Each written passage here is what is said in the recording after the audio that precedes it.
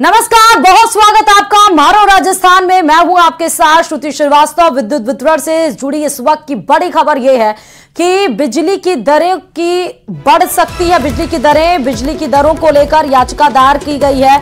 बताते चलें कि बिजली की दरों को लेकर अब याचिका दायर कर दी गई। विद्युत वितरण कंपनियों ने टैरिफ याचिका की दायर की है। इलेक्ट्रिसिटी रेगुलेटरी कमीशन में टैरिफ याचिका दायर की गई है, यानी कि अब बिजली की दरें बढ़ सकती हैं। जितना बिजली आप चुकाते हैं उससे ज्यादा अब आपके ऊपर बोझ पड़ सकता है, क्योंकि इलेक्ट्रिसिटी रेगुलेटरी कमीशन में टैरिफ याचिका दायर की गई है। बिजली की दरों के संबंध में याचिका ये दायर की गई है। साल 2024 से 2025 के लिए टैरिफ याचिका दायर की गई है। याचिका में टैरिफ संशोधन का कोई भी प्रस्ताव नहीं दिया गया है। अल्पावधि बिजली खरीद में संशोधन का प्रस्ताव है। ग्रीन पावर टैरिफ के निर्धारण के लिए यह प्रस्ताव पारित दिया गया है और cross subsidy charge, wheeling charge, अतिरिक्त सरचार्ज में बदलाव का भी प्रस्ताव दिया गया है। तो बढ़ सकती हैं बिजली की दरें। ये सारे प्रस्ताव दिए गए हैं। इलेक्ट्रिसिटी रेगुलेटरी कमीशन में टैरिफ याचिका दायर की गई है। ग्रीन पावर टैरिफ के निर्धारण के लिए याचिका दायर की गई है। बिजली की दरों को लेकर यह याचिका दायर की गई है। बताते चलें कि ग्रीन पावर टैरिफ के निर्धारण के लिए यह प्रस्ताव दिया गया है। Cross subsidy charge, wheeling charge और अतिरिक्त जो सरचार्ज है उन सब में बदलाव का करने के लिए यह प्रस्ताव दिया गया है। अब देखना यह है कि इस प्रस्ताव को मंजूरी मिलती है और क्या वाकई इन सब प्रस्ताव के बेसिस पर, आधार पर बिजली की दरें बढ़ सकती हैं। और इस बीच बीकानेर से बड़ी खबर है, जहां पर जमासर से में एक ट्रक में आग लग गई है। कार और ट्रक में जबरदस्त भिड़ंत हुई। ट्रक के पलटने से भीषण आग लगी। कार सवार 2 घायलों को अस्पताल भेज दिया गया है। ट्रक पलटने से हाईवे पर बजरी भी फैल गई। दमकल की टीम ने आग पर काबू पाया। जामसर से कुछ दूर पर हुआ ये हादसा। ये तस्वीरें भी हम आपको दिखा रहे हैं, जहां भीषण भिड़ंत के बाद ट्रक में आग लगी है।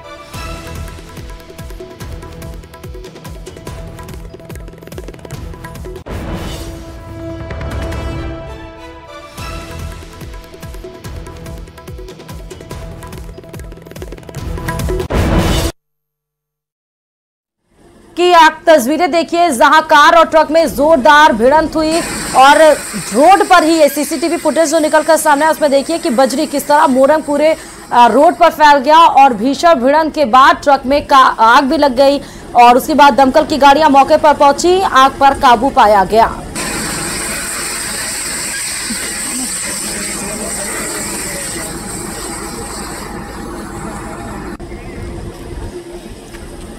और पूरे एक्सीडेंट केस में नाबालिग आरोपी की मां शिवानी अग्रवाल हो गई है। बड़ी खबर आपको बता रहे हैं। पुलिस के रडार पर लगातार थी और पुलिस इसमें आगे कार्रवाई करती हुई जा रही है। बताया जा रहा है नाबालिग आरोपी की मां शिवानी अग्रवाल को पुलिस ने गिरफ्तार कर लिया। उनकी गिरफ्तारी तय है। पूरे क्राइम ब्रांच शिवानी अग्रवाल की तलाश में कई जगह छापा मार रही है। क्राइम ब्रांच शिवानी अग्रवाल से पूछताछ की तैयारी में थी, लेकिन उससे पहले ही वो फरार हो गई और अब पुलिस उन्हें ढूंढ रही है। यानी नाबालिग के पिता और दादा के बाद उसकी मां भी सलाखों के पीछे पहुंचने वाली हैं।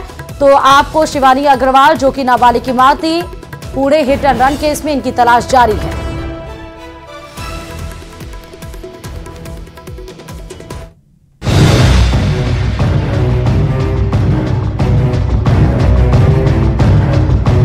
पुणे में तेज रफ्तार कार दौड़ाकर 2 इंजीनियर को मौत के घाट उतारने वाले नाबालिग के परिवार के सदस्य एक-एक कर पुलिस के हत्थे चढ़ते जा रहे हैं और अब नाबालिग की मां शिवानी अग्रवाल पर गिरफ्तारी की तलवार लटक रही है। ऐसा इसीलिए क्योंकि इस केस में बेहद ही चौंका देने वाली जानकारी सामने आई। सूत्रों का कहना है कि ब्लड सैंपल बदलने के मामले में गिरफ्तार डॉक्टर अजय तावरे और डॉक्टर हरनोल ने पूछताछ में ये बताया कि 19 मई यानी कि हादसे वाले दिन पुणे के ससून अस्पताल में सिर्फ नाबालिग का ही ब्लड सैंपल नहीं लिया गया था। इसके अलावा खून देने वाले 3 लोग और थे, जिनमें एक थी उसकी मां शिवानी अग्रवाल। बताया गया कि शिवानी अग्रवाल ने अपने नाबालिग बेटे को बचाने के लिए उसके ब्लड सैंपल की जगह अपना ब्लड सैंपल दिया था, ताकि रिपोर्ट में बात सामने न आए कि हादसे वाली रात नाबालिग ने शराब पी रखी थी। आरोप है कि ऐसा करवाने के लिए शिवानी अग्रवाल ने डॉक्टर्स को धमकाया था और उन पर दबाव बनाया था। ये बात सामने आते ही पुणे क्राइम ब्रांच शिवानी अग्रवाल से पूछताछ की तैयारी कर रही थी कि वो फरार ही हो गई। पुलिस को शक है कि नाबालिग के ब्लड सैंपल की जगह जो रिपोर्ट तैयार की गई वो शिवानी अग्रवाल के ब्लड सैंपल की हो सकती है। न्यूज 18 इंडिया को एक्सक्लूसिव रिपोर्ट भी मिली है जो कि इस मामले की जांच के लिए बनाई गई कमेटी ने महाराष्ट्र सरकार को सौंपी है। इस रिपोर्ट में ये माना गया है कि ब्लड सैंपल बदलने के मकसद से शिवानी अग्रवाल के अलावा 2 और लोगों के ब्लड सैंपल लिए गए थे। पुणे पुलिस के मुताबिक नाबालिग के अलावा 3 और लोगों के ब्लड सैंपल इसीलिए लिए गए ताकि नाबालिग के साथ साथ उसके उन 2 दोस्तों को भी बचाया जा सके जो हादसे के वक्त उसकी कार में उसके साथ ही मौजूद थे। पुलिस का कहना है कि ब्लड सैंपल बदलने का ये पूरा master plan doctor Ajay Taware ने बनाया था। पुणे क्राइम ब्रांच सूत्रों का कहना यह भी है कि गिरफ्तार डॉक्टर श्रीहरि हरनोल ने सभी के ब्लड सैंपल लिए थे, वो भी उस कमरे में जहां सीसीटीवी कैमरा नहीं लगा था। तो पिता और दादा के बाद मां शिवानी पर भी अब गिरफ्तारी की ताल लटक रही है और इधर पूरे एक्सीडेंट केस के मीडिया में जोर शोर से उठने के बाद महाराष्ट्र के नागपुर और अमरावती में पुलिस जागी है और हिट एंड रन केस के पुराने मामलों में एक्शन लिया गया है। दोनों जगह हुए हिट एंड रन केस के सीसीटीवी वीडियो भी आप देख रहे हैं, आपको दिखाएंगे। पहली तस्वीर हम आपको नागपुर की दिखा रहे हैं जहां 7 मई को दिन दहाड़े एक सफेद कार ने राह चलते 2 लोगों को कुचल दिया था। दोनों महिलाएं सुबह सैर के लिए जा रही थी। लोग ड्राइवर को पकड़ने के लिए कार के पीछे दौड़े भी मगर वो रफूचक्कर हो गया।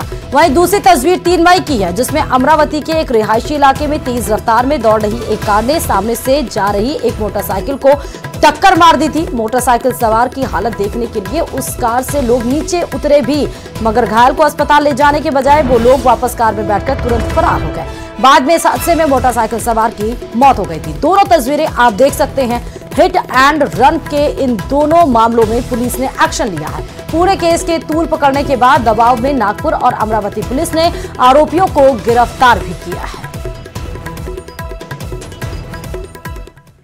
और 2 महीने से ज्यादा वक्त तक दिन रात ताबड़तोड़ चुनाव प्रचार में पसीना बहाने के बाद प्रधानमंत्री नरेंद्र मोदी कन्याकुमारी में ध्यान में लीन हो गए हैं। वहां के विवेकानंद रॉक मेमोरियल में वो कल शाम 6 बजे ध्यान में बैठे और 1 तारीख तक बिना कुछ खाए लगातार अपना कठोर तप जारी रखेंगे। 45 घंटे के ध्यान के बाद ही प्रधानमंत्री नरेंद्र मोदी दुनिया के सामने आएंगे।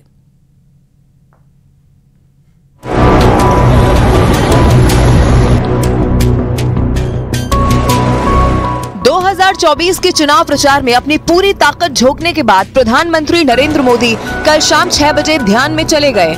45 घंटे तक दिन रात ईश्वर की कठोर साधना करने के बाद ही पीएम विवेकानंद रॉक मेमोरियल से बाहर निकलेंगे। कल शाम करीब 5 बजे जैसे ही पीएम का हेलीकॉप्टर कन्याकुमारी के आसमान में नजर आया, नीचे सड़क पर भीड़ जमा हो गई। लोग अपने मोबाइल फोन में पीएम के हेलीकॉप्टर का वीडियो बनाने लगे। कन्याकुमारी पहुंचते ही पीएम ने सबसे पहले 108 शक्ति पीठों में एक भगवती अम्मन मंदिर में जाकर देवी कन्याकुमारी का आशीर्वाद लिया। देवी की पूजा अर्चना करने के बाद पुजारियों ने पीएम को प्रसाद दिया और देवी की एक तस्वीर भी उन्हें भेंट की गई। इसके बाद प्रधानमंत्री विवेकानंद रॉक मेमोरियल पहुंचे। वहां पीएम ने स्वामी विवेकानंद से पहले उनके गुरु रामकृष्ण परमहंस को हाथ जोड़कर नमन किया और फिर अपने रोल मॉडल स्वामी विवेकानंद की प्रतिमा पर फूल चढ़ाकर उन्हें श्रद्धांजलि अर्पित की। प्रधानमंत्री कई बार स्वामी विवेकानंद को अपना रोल मॉडल बता चुके हैं। इसी वजह से उन्होंने ध्यान करने के लिए विवेकानंद रॉक मेमोरियल को ही चुना। पीएम मेमोरियल के उसी ध्यान मंडपम में बैठे हैं जहां खुद स्वामी विवेकानंद ने 1892 में 3 दिनों तक ध्यान किया था और फिर उन्हें ज्ञान की प्राप्ति हुई थी। प्रधानमंत्री 45 घंटे तक उसी ध्यान मंडपम में मेडिटेशन करेंगे। इन 45 घंटों के दौरान वो बेहद कठोर नियमों का पालन करेंगे। 45 घंटों तक वो अन्न का एक दाना भी नहीं खाएंगे। सिर्फ नारियल पानी और दूसरे तरल पदार्थ पीकर ही शरीर को ऊर्जा देंगे और बिल्कुल मौन रहेंगे। 1 जून को जब उनका ध्यान पूरा होगा तब वो अपने कक्ष से बाहर निकलेंगे। मगर प्रधानमंत्री का कार्यक्रम यही खत्म नहीं होगा।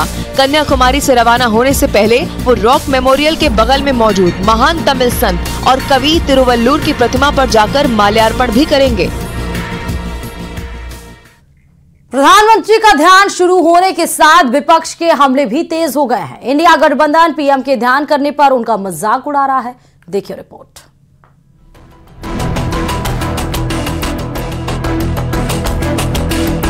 प्रधानमंत्री कन्याकुमारी में एकांत में जाकर ध्यान में लीन हो गए और इधर विपक्ष के आरोपों का शोर बढ़ गया।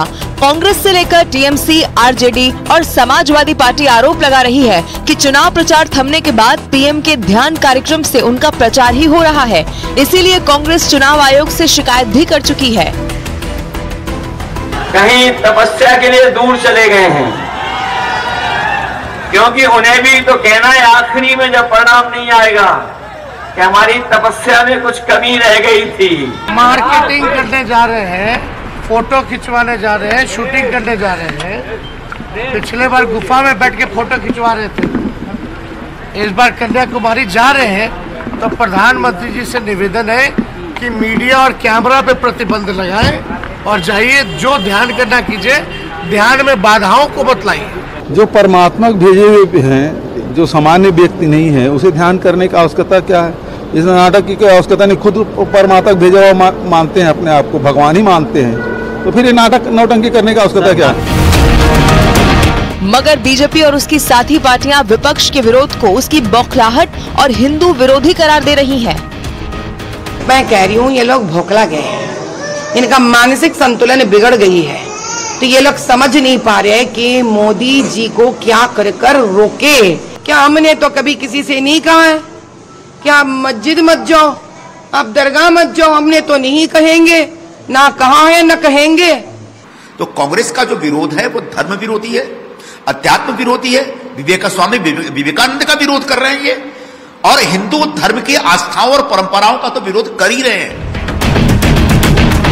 अयोध्या के हरिधाम गोपाल मंदिर के जगत गुरु राम दिनेश आचार्य ने भी विपक्ष के विरोध को गलत ठहरा दिया। आध्यात्मिक यात्रा पर मोदी जी सदैव जाते रहे हैं, वहां से सकारात्मक ऊर्जा लेकर के भारतीय उत्थान के लिए वो समर्पित करते हैं। इसका विरोध करना एक मूर्खतापूर्ण कार्य है और इसका कोई विरोध नहीं होना चाहिए। संस्कृति का ये देश है और उसका विरोध करके और ये अपनी जड़ में मट्ठा डालने का काम कर रहे हैं। चुनाव प्रचार खत्म हो चुका है, मगर प्रधानमंत्री के ध्यान में जाने को लेकर बीजेपी और विपक्ष के बीच नई सियासी लड़ाई शुरू हो चुकी है।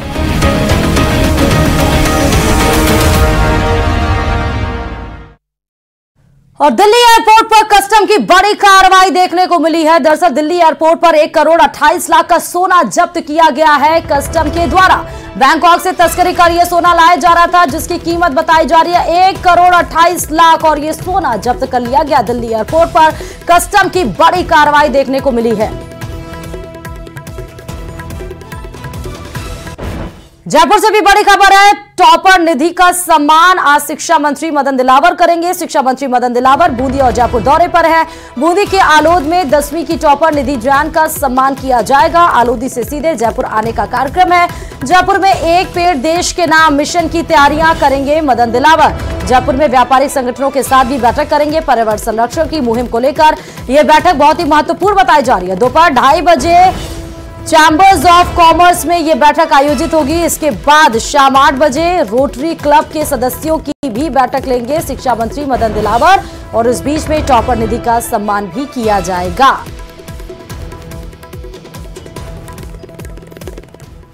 और दिल्ली में भारी जल संकट के बीच आज बीजेपी सुबह 11 बजे आईटीओ के बाहर केजरीवाल सरकार के खिलाफ प्रदर्शन करेगी। एक तरफ जहां दिल्ली के लोगों में पानी के लिए मारामारी मची है, तो वहीं इसको लेकर राजनीति भी गर्मा गई है। दिल्ली की आप सरकार इस संकट का ठीकरा जहां हरियाणा के ऊपर थोप रही है, तो वहीं बीजेपी कह रही है कि भ्रष्टाचार को बढ़ावा देने के लिए आप सरकार ने जानबूझकर यह संकट पैदा किया है, जिसे लेकर इससे पहले बृहस्पतिवार यानी कि 30 मई को बीजेपी ने दिल्ली की जल मंत्री आतिशी के घर के बाहर प्रदर्शन किया था।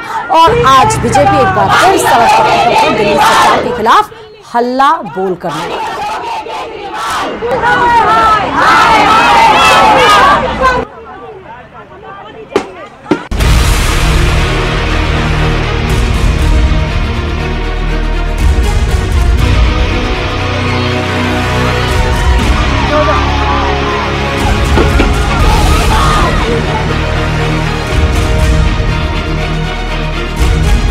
बढ़ती गर्मी से दिल्ली के लोग पहले से ही परेशान हैं। ऐसे में पानी की कमी ने दिल्ली वासियों की परेशानी को और बढ़ा दिया है। गर्मी के दिनों में पानी की आपूर्ति को लेकर दिल्ली सरकार के समर एक्शन प्लान के मुद्दे पर दिल्ली के एलजी पहले ही आम आदमी पार्टी की सरकार को कटघरे में खड़ा कर चुके हैं और अब दिल्ली में पानी की कमी पर धरना प्रदर्शन के साथ राजनीति भी शुरू हो गई है। दिल्ली सरकार इसके लिए हरियाणा की बीजेपी सरकार को दोषी ठहरा रही है। दिल्ली सरकार की जल मंत्री आतिशी ने हरियाणा सरकार पर दिल्ली के हिस्से के पानी में भारी कटौती करने का आरोप लगाया। वहीं दिल्ली बीजेपी अध्यक्ष वीरेंद्र सचदेवा ने आतिशी के आरोप को गलत बताते हुए दिल्ली में गहराए जल संकट के लिए आपको ही जिम्मेदार ठहरा दिया। जब हरियाणा दिल्ली में पानी नहीं छोड़ती, जब यमुना नदी में पर्याप्त पानी नहीं छोड़ा जाता, इसी का नतीजा है कि पिछले कुछ हफ्तों से और खास करके पिछले एक हफ्ते में दिल्ली के कई इलाकों में पानी की बहुत गंभीर समस्या बनी हुई है। क्या ये संकट प्राकृतिक है? जी नहीं, ये संकट अरविंद केजरीवाल की सरकार द्वारा पैदा किया गया है, सिर्फ भ्रष्टाचार करने के लिए। दिल्ली की मंत्री आतिशी मार लेना बार बार कह रहे हैं कि हरियाणा सरकार पानी नहीं देगी, लेकिन सच छुपा रही है। इतना ही नहीं, बीजेपी के महिला मोर्चा की पदाधिकारियों ने बृहस्पतिवार को राजधानी में जल संकट को लेकर दिल्ली सरकार में मंत्री आतिशी के घर के बाहर धरना प्रदर्शन किया। इस दौरान प्रदर्शनकारियों ने अपने कंधों पर मिट्टी के बर्तन और तख्तियां लेकर प्रदर्शन किया। उन्होंने आरोप लगाया कि मुख्यमंत्री ने दिल्ली के लोगों को मुफ्त स्वच्छ पानी देने का वादा किया था, लेकिन आज स्वच्छ पानी तो छोड़िए, पीने योग्य पानी भी समय पर उपलब्ध नहीं कराया जा रहा। वहीं बीजेपी नेता और नई दिल्ली सीट से पार्टी की उम्मीदवार बांसुरी स्वराज ने आम आदमी पार्टी पर टैंकर माफिया को बढ़ावा देने का आरोप लगाया। उन्होंने कहा, भीषण गर्मी के बीच दिल्ली में जल संकट के लिए पूरी तरह से आम आदमी पार्टी की सरकार जिम्मेदार है। दिल्ली में एक भीषण संकट पानी को लेकर पैदा हुआ है, जिसकी पूरी की पूरी जिम्मेदारी आम आदमी पार्टी की सरकार की बनती है। और ये आम आदमी की पार्टी की सरकार ने इसलिए करा है ताकि वो टैंकर माफिया को प्रोत्साहित कर सके और भ्रष्टाचार के पैसों से अपनी जेबें भर सके। देश की राजधानी दिल्ली इस वक्त जल संकट से जूझ रही है और इसके लिए राजनीतिक दल एक दूसरे पर आरोप लगा रहे हैं। दिल्ली वासी इस राजनीतिक रस्साकशी से बहुत परेशान है। हर मुद्दा, चाहे वो कितना भी गंभीर क्यों ना हो, उसका सिर्फ राजनीतिकरण किया जाता है और नतीजा शून्य होता है। लोकसभा चुनाव के नतीजों के ऐलान से पहले पश्चिम बंगाल में केंद्रीय गृह मंत्रालय ने 25 से ज्यादा बीजेपी नेताओं और कार्यकर्ताओं को सुरक्षा दी है। केंद्रीय गृह मंत्रालय ने इन सभी नेताओं को एक्स कैटेगरी की CISF सुरक्षा दी है। संदेश खाली, 24 परगना, मेदिनीपुर और पूर्व मेदिनीपुर के नेताओं और बीजेपी कार्यकर्ताओं को केंद्र सरकार ने सुरक्षा दी है। ये नेता ज्यादातर इन जिलों के गांवों और छोटे शहरों में रहते हैं। बताया गया है कि खतरे के आंकलन के बाद ही केंद्रीय गृह मंत्रालय ने इन बीजेपी नेताओं को सुरक्षा दी है। वर्तमान में 125 से ज्यादा बीजेपी नेताओं और कार्यकर्ताओं को केंद्र की सुरक्षा मिली हुई है। CISF के कमांडो इन नेताओं को अब सुरक्षा दे रहे हैं। और कर्नाटक सेक्स स्कैंडल के मुख्य आरोपी सांसद प्रज्वल रेवन्ना को SIT ने गिरफ्तार कर लिया है। जर्मनी से भारत पहुंचने पर बेंगलुरु एयरपोर्ट पर फ्लाइट लैंड होने के कुछ ही देर बाद ही SIT ने प्रज्वल को गिरफ्तार कर लिया। प्रज्वल को मजिस्ट्रेट कोर्ट में भी पेश किया जा सकता है, जहां पुलिस उसकी कस्टडी की मांग करेगी। इसके साथ ही फॉरेंसिक टीम उसका ऑडियो सैंपल भी लेगी, जिससे पता लगाया जाएगा कि वायरल जो सेक्स वीडियो में आ रही आवाज प्रज्वल की है या फिर नहीं। इस मामले में प्रज्वल के पिता SD रेवन्ना पर भी आरोप लगा है, जिन्हें पुलिस ने 3 मई को गिरफ्तार किया था। 20 मई को SD रेवन्ना को स्पेशल कोर्ट ने जमानत दी थी। और राजसमंद के देलवाड़ा से बड़ी खबर है। पिंजरे में कैद हुआ आदमखोर पैंथर कल मोड़बा गांव में किया था 2 साल के बच्चे का शिकार। पैंथर पकड़ने के लिए वन विभाग ने लगाए थे 3 पिंजरे। बीती रात पिंजरे में आया आदमखोर पैंथर ट्रैंकुलाइज कर वन विभाग की टीम पैंथर को उदयपुर ले गई। स्वास्थ्य परीक्षण के बाद उसको छोड़ा जाएगा किसी सुरक्षित जगह पर, बताया जा रहा है। कल हमने वो खबर भी प्रमुखता से चलाई थी, जहां मासूम बच्चे को उठाकर अपनी मां के साथ जो सो रहा था, रात के वक्त जब पैंथर घुसा और मासूम बच्चे को घर से 2 किलोमीटर दूर लेकर गया और वहां छत-बिछत अवस्था में मासूम बच्चे का शव मिला। उसके बाद से वन विभाग की टीम लगातार ट्रैंकुलाइज करने के पीछे पड़ी हुई थी। 3 पिंजरे लगाए गए। देर रात आदमखोर जो पैंथर है वो पिंजरे में आया। बताया जा रहा है कि स्वास्थ्य परीक्षण के बाद इसको सुरक्षित जगह पर छोड़ा जाएगा। और जम्मू कश्मीर के अखनूर में श्रद्धालुओं से भरी बस खाई में गिरने से 5 बच्चों समेत 22 श्रद्धालुओं की मौत हो गई। ये सभी यूपी के हाथरस के थे। इस हादसे में 30 से ज्यादा लोग घायल हुए हैं, जिनका अस्पताल में इलाज चल रहा है। फिलहाल मामले की मजिस्ट्रेट जांच के आदेश दे दिए गए हैं और पीएमओ की तरफ से मरने वाले लोगों के परिवारों को 2-2 लाख रुपए की मदद देने का ऐलान भी किया गया है। देखिए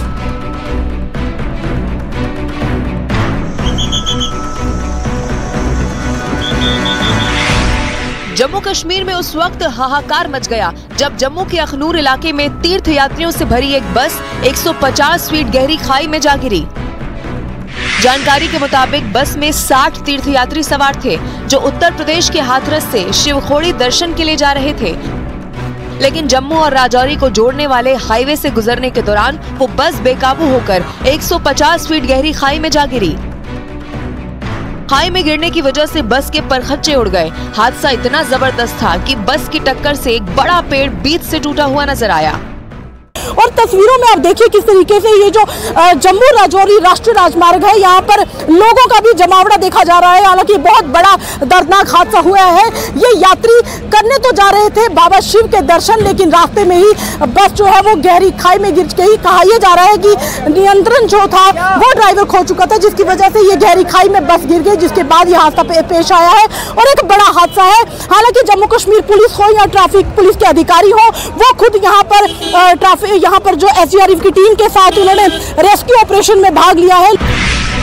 इस भीषण हादसे के बाद वहां चीख पुकार मच गई, क्योंकि उस बस में 60 तीर्थयात्री सवार थे जो उत्तर प्रदेश के हाथरस से दर्शन करने के लिए शिवखोड़ी जा रहे थे, लेकिन बीच रास्ते में ही उनकी बस हादसे का शिकार हो गई। इसके बाद फौरन वहां बचाव अभियान शुरू किया गया। एनडीआरएफ और पुलिस के जवान के अलावा आसपास रहने वाले लोग घायलों को खाई से निकालने में जुट गए। कई घंटों तक वहां बचाव अभियान चलाकर घायलों को इलाज के लिए जीएमसी अस्पताल पहुंचाया गया, जिनमें कई लोगों की हालत गंभीर बताई गई। वहीं बीजेपी नेता रविंदर रैना ने जीएमसी अस्पताल जाकर घायलों का हालचाल भी जाना। जम्मू के मेडिकल कॉलेज हॉस्पिटल में घायलों का उपचार चल रहा है। ये बहुत ही कष्टदायक, दुखदायक, पीड़ादायक, दिलदोष वाकया पेश आया है। जिन लोगों की इस हादसे में जान चली गई, उनके परिवारजनों के प्रति हम दुख का इजहार करते हैं। अपनी यूपी के सीएम योगी आदित्यनाथ और केंद्रीय मंत्री किरेन रिजिजू ने भी हादसे पर दुख जाहिर किया। दोनों नेताओं ने हादसे में घायल लोगों के जल्द स्वस्थ होने की भी कामना की। अखनूर में हुई बस त्रासदी के घायलों से डिविजनल कमिश्नर रमेश कुमार और एडीजीपी जम्मू भी जीएमसी अस्पताल जाकर मुलाकात करते हुए दिखे। इस बीच एडीएम जम्मू को दुर्घटना के कारणों की जाँच की जिम्मेदारी सौंपी गयी, जो 7 दिन में अपनी रिपोर्ट सौंप देंगे। पीएमओ की तरफ से भी अखनूर हादसे पर दुख जताया गया और हादसे में मरने वाले लोगों के परिवारों को 2-2 लाख रुपए और घायलों को 50-50 हजार रुपए की मदद का ऐलान कर दिया गया।